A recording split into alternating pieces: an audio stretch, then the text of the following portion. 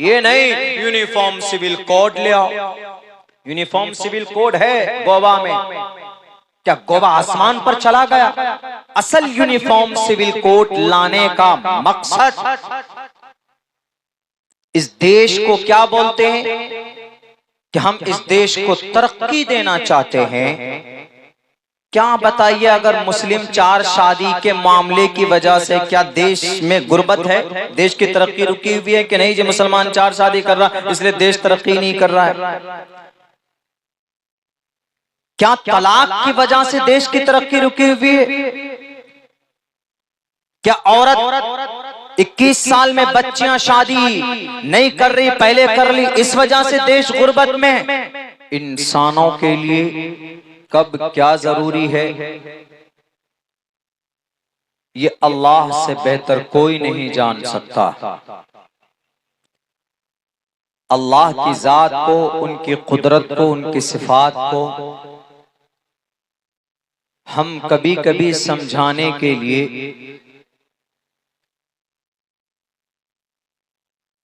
इन दुनियावी चीजों का सहारा लेते हैं,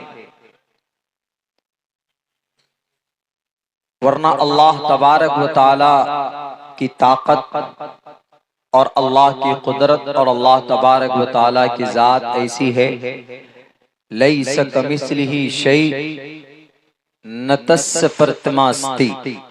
अल्लाह तबारक व तआला दुनिया की किसी चीज के मुशाबे नहीं है, न तो उसकी ताकत, हम दुनिया की किसी ताकत से उसका तुलना कर सकते हैं, न हम किसी शक्ल और सूरत से अल्लाह तबारक व तआला को कंपेयर कर सकते हैं कि अल्लाह की शक्ल, उनकी सूरत ऐसी होगी। एक समझाने के लिए, चूंकि इंसान है, मिसाल के जरिए बहुत जल्दी समझ जाता है, तो अल्लाह तबारक व तआला बेटर जानता है इस पृथ्वी पर, इस पूरे ब्रह्मांड में जितने भी जीव जंतु हैं और जितने भी क्रिएचर्स हैं, मखलूकात हैं,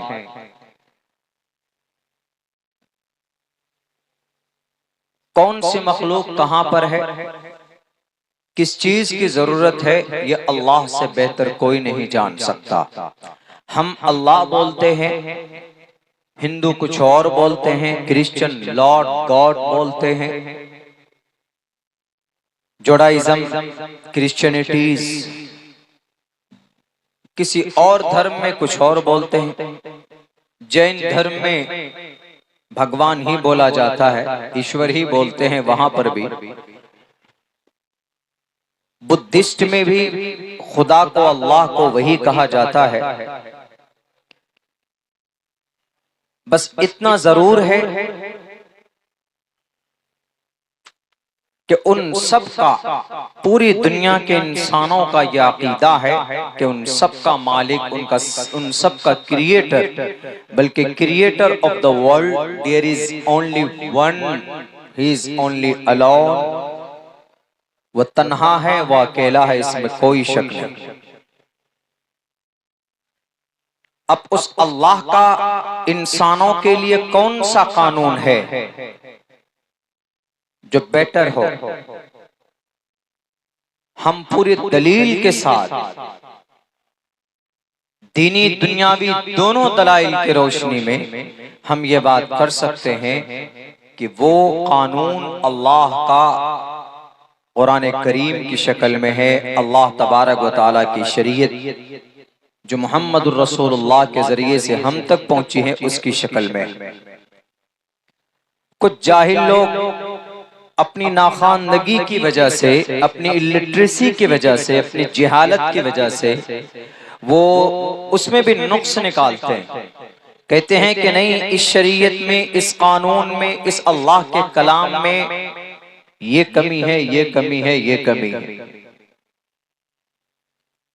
मैं एक बहुत हसास टॉपिक पे भी आने वाला हूं, तमहीदी तौर पर आपके जहन को बनाने के लिए, ताकि समझने में आसानी हो। क्योंकि अभी हमारे भारत में एक कानून बहुत जल्दी इम्प्लीमेंट होने के उस पे है, दहलीज पर है, जिन्हें हम सीसी बोलते हैं, uniform civil code.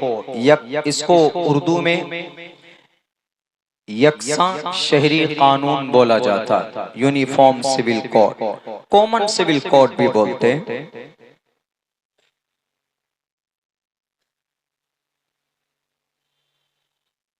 Law commission के जरिए नोटिफिकेशन भी जारी है। हम सब व्हाट्सएप पे तो देखते हैं कि इस पे क्लिक कीजिए, वहां जाकर अपनी राय पेश कीजिए। मैं समझता हूं कि ये लॉ कमीशन की भी बेवकूफी है और जो लोग शेयर करते हैं, फॉरवर्ड करते हैं, उनकी भी बेवकूफी है। यूनिफॉर्म सिविल कोड का मतलब हम ये समझते हैं कि इस देश में जब देश एक है तो कानून भी एक होना चाहिए। कानून तो एक ही है, भारत का संविधान, जिसका प्रियम्बल है we the people of India. Uniform civil code, कानून में कोई तब्दीली नहीं है। कुछ चीजें ऐसी है, कुछ मीडिया वाले बोलते हैं कि अगर यूनिफॉर्म सिविल कोड आएगा तो अच्छा होगा, भला होगा। सबसे पहले मुसलमान ही एतराज क्यों करते हैं? क्योंकि यूनिफॉर्म सिविल कोड आने के बाद कुछ चीजें ऐसी है, कुछ मसाइल ऐसे हैं कि जिनके ऊपर पाबंदी लग जाएगी और वो सिर्फ मुसलमानों के मसाइल हैं। इस वजह से मुसलमान उसकी मुखालफत कर रहा है। और जो लोग बोलते हैं कि अपनी राय पेश कीजिए कि 22वें लॉ कमीशन ने नोटिफिकेशन जारी किया है, उस पे स्कैनर पे जाइए, क्यूआर कोड को स्कैन कीजिए, वहां पर बटन दबाइए, वहां पर ये आएगा, वहां पर वो लिखिए। अभी यूनिफॉर्म सिविल कोड का ब्लूप्रिंट मार्केट में अभी लॉन्च नहीं किया गया है मुकम्मल तौर पर। कुछ चीजें जाहिर हुई है। गवर्नमेंट क्या करना चाहती है? मौजूदा वक्त के इख्तिदार में बैठने वाले ये जितने भी बेईमान लोग हैं, यूनिफॉर्म सिविल कोड लाकर भारत के लिए फायदा नहीं पहुंचाना चाहते हैं, भारत की तरक्की के लिए काम नहीं कर रहे हैं। यूनिफॉर्म सिविल कोड में क्या होगा? अगर यूनिफॉर्म सिविल कोड लाएंगे, क्या संविधान बदल जाएगा? एफआईआर करने का तरीका बदल जाएगा? कोर्ट कचहरी के निजाम बदल जाएंगे? कोर्ट तो अब भी एक ही है। अगर कोई मर्डर करता है तो उसके ऊपर क्या धारा बदल जाएगा?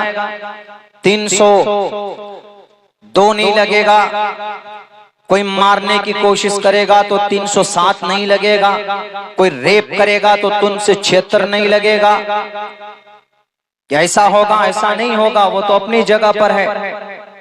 हाँ, कुछ चीजें ऐसी है, समाजी चीजें ऐसी है कि जिसके अंदर तब्दीली होगी। मिसाल के तौर पर लड़कियां हैं, उसकी शादी की उम्र बढ़ा दी जाए कि लड़कियां ग्रेजुएशन करेंगी। 21 साल तक उनका टाइम बढ़ा दिया गया है कि लड़कियां 21 साल के बाद शादी करेंगी। 18 और 21 साल दोनों, इसको जरूरी करार दिया जाएगा।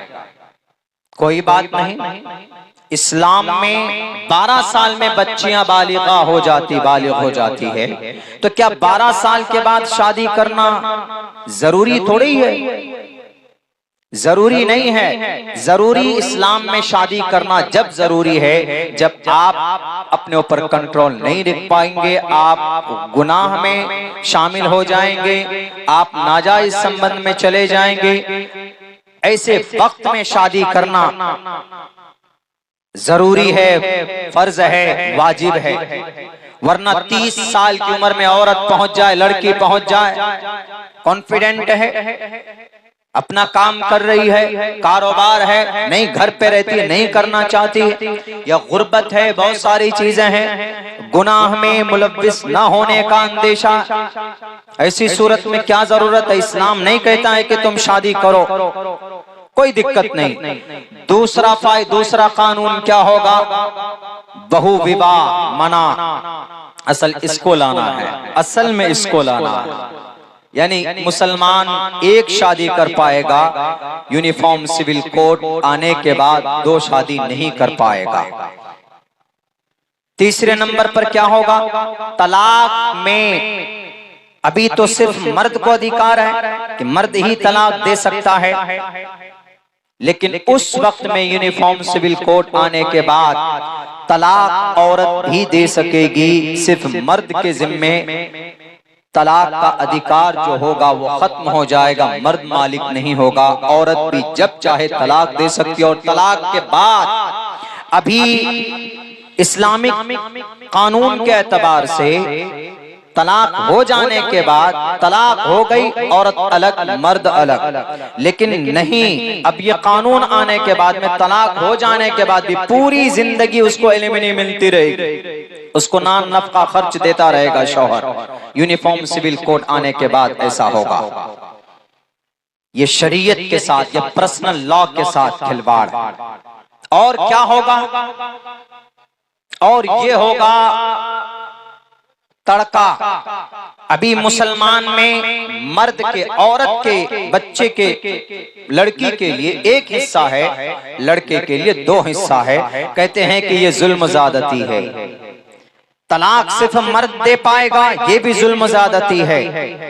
एक मर्द 4 शादियां कर पाएंगे, 4 शादियां करते हैं, ये भी बिल्कुल सही नहीं है। औरत एक भी ना कर सके, एक ही काफी इनफ फॉर वुमन।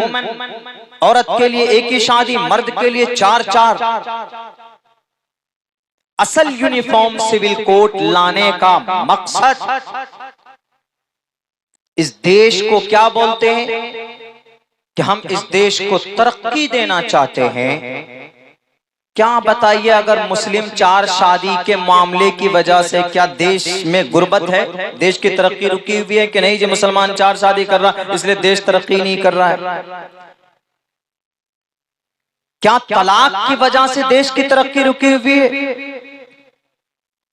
क्या औरत 21 साल में बच्चियां शादी नहीं कर रही, पहले कर ली, इस वजह से देश गुर्बत में? उदाहरण देते हैं हमारे इस देश के प्राइम मिनिस्टर साहब, आपको नर्सरी क्लास में दाखला लेना चाहिए। आप कहते हैं कि एक घर में 4 बेटा है, बाप का एक ही कानून होता है। अगर एक घर में 4 बेटा हो, हर बेटे के लिए अलग अलग कानून हो, तो घर का मामला है। देश में आप अलग अलग कानून कैसे बना सकते हैं? देश के संविधान आर्टिकल 19, आर्टिकल 25 और आर्टिकल 14 का वायलेशन आप कर रहे हैं, आपको पता होना चाहिए। आर्टिकल 44 का सहारा आप ले रहे हैं। दफा 44 में क्या लिखा है उस पर भी गौर करने की जरूरत है। इसी दफा 44 को लेकर यूनिफॉर्म सिविल कोड लाना चाहते हैं, यानी एक ऐसा कानून, समान नागरिक संहिता, यानी सब बराबर। जब एक देश है एक कानून, मैं कहता हूं होना चाहिए। हम तो पहले कहते हैं चिल्ला चिल्ला करके, भाई जब खुदा एक है तो इंसान क्यों अलग अलग है? जब देश में प्राइम मिनिस्टर एक है तो कानून भी एक होना चाहिए सबके लिए। जब खुदा एक है तो 33 करोड़ देवी देवताओं को फिर अलग करो। एक खुदा को क्यों नहीं मानते, एक परमात्मा को क्यों नहीं मानते? कहते हैं कि नहीं, एक ही कानून होना चाहिए। अभी तो अमेरिका घूम करके गया है प्राइम मिनिस्टर साहब। अमेरिका में 50 स्टेट है, 50, और दुनिया के अंदर नंबर 1 पर तरक्की याफ्ता कोई मुल्क है तो कौन है? अमेरिका। 50 स्टेट हैं और 50 कानून हैं, अलग अलग स्टेट के अलग अलग कानून। बहाना ढूंढते हैं आप, कुछ नहीं है। और हम मुसलमान हैं ना, सोशल मीडिया के जरिए जो मैसेजेस देखते हैं इतना परेशान हो जाते हैं। क्या करना जी, उठते बैठते परेशान हो जाते। यहाँ प्रोटेस्ट, वहाँ झंडा, वहाँ लाठी, वहाँ डंडा, वहाँ नारे तकबीर, यहाँ ये वहाँ वो। कुछ नहीं करना है, कुछ नहीं। अगर ऐसा होता है, खुद भारत के संविधान आर्टिकल नंबर 14 में लिखा हुआ है, इक्वलिटी बिफोर लॉ और the equal protection of the laws within the territory of India. Bharat के अंदर सब के सब बराबर हैं और मजहब पर अमल करने की आजादी आर्टिकल नंबर 25 देता है। भारत के संविधान का, आईन भारत का दफा नंबर 25 पढ़िए भारत के प्राइम मिनिस्टर साहब। Freedom of conscience and free profession and practice propagation of the religion. हर किसी को अपने मजहब, अपने पर्सनल लॉ के मुताबिक जिंदगी गुजारने की आजादी भारत का संविधान देता है। आर्टिकल नंबर 25 से लेकर 28 तक देता है। आइए पढ़िए, देखिए। अगर आपको देश के संविधान से मोहब्बत है, अगर आपको देश में तरक्की आप देखना चाहते हैं, देश को तरक्की के तरफ ले जाना चाहते हैं, तो इन तलाक और 4 शादी और बेटियों की शादी की उम्र बढ़ाकर देश तरक्की नहीं करेगा, बल्कि इन डाकुओं के मुंह में ताले लगाओ जो करोड़ों रुपए लूट कर इस देश से बाहर चले गए, जो 114 साल पुराने मदरसों को चलाते हैं, जो ये फिरक़े बातिला, फिरक़े ज़ालिला, इनके हाथ में हथकड़ी डालकर जेल के सलाखों के पीछे डालो, तभी ये देश तरक्की की तरफ जाएगा। जो पढ़े लिखे लोग हैं, जो एजुकेटेड हमारे बच्चे हैं, पटना की धरती पर प्रोटेस्ट करते हैं, उनको जॉब दीजिए, उनको नौकरी दीजिए, देश तरक्की की तरफ जाएगा। सब तो लुटेरे बैठे हो, अब बैठकर कहते हो कि इस देश के अंदर कोई योग्यता नहीं। 1990 तक इस पूरे भारत के अंदर बिहार टॉप रहा है IAS और IPS देने में। योग्यता नहीं है, नौकरी नहीं होती, देने का बहाना नहीं तो कभी सीटेट निकालो, कभी DLED निकालो, कभी B.Ed निकालो, अब BPSC निकालो। ऐसे ऐसे पढ़े लिखे हमारे नौजवान, करा लो डिबेट किसी चौराहे पर, किसी भी सड़क पर बैठकर। हमारा एक नौजवान जब पढ़ना शुरू करेगा साइंस विज्ञान की किताबों को, हिस्ट्री की किताबों को, तो तुम्हारे पसीने छूट जाएंगे। देश इससे तरक्की करेगा, ये नहीं यूनिफॉर्म सिविल कोड ले आओ। यूनिफॉर्म सिविल कोड है गोवा में, क्या गोवा आसमान पर चला गया? अलग अलग अगर कानून है, आप कहते हैं कि अलग अलग कानून है, एक जगह करो, कीजिए एक जगह।